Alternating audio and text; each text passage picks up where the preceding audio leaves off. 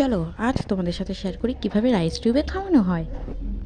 ফার্স্টেই দেখতে পাচ্ছ এখানে আমরা রাইস টিউবটাকে এখানে ফিক্সড করে নিয়েছি, দিয়ে এটাকে আমরা টেনে দেখব যে কোনো অ্যাসপিরেশন বা কোনো কিছু রাইস টিউব থেকে আসছে কিনা। যদি 30 পর্যন্ত আসে তাহলে আমরা কোনো ফুড দেবো না পেশেন্টকে, আর যদি কোনো কিছুই না আসে তাহলে এটা খুলে নিয়ে দেন আমরা লিকুইড ওর মধ্যে দেবো। তো চলো সেটাই আজকে তোমাদেরকে দেখাই।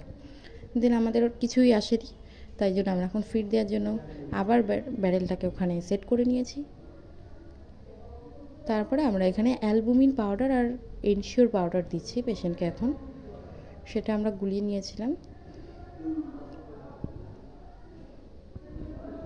আর ওটাই এখন এই যে ফিক্সড করে খাবারটা ঢেলে নিয়ে হাতটা কিন্তু বেশ উঁচুতো করে, যতটা তোমার পক্ষে সম্ভব ততটা পর্যন্ত হাতটা তুলে নিতে হবে।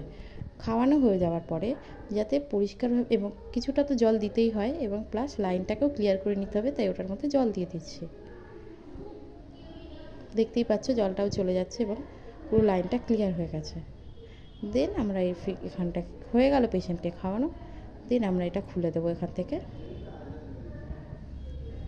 দিয়ে ওর মধ্যে যে টিপটা আছে সেটাকে অফ করে দেবো, লাইনের মুখটা অফ করে দেবো। চলো রাইস টিউবে খাওয়ানো দেখানো হয়ে গেল, টাটা।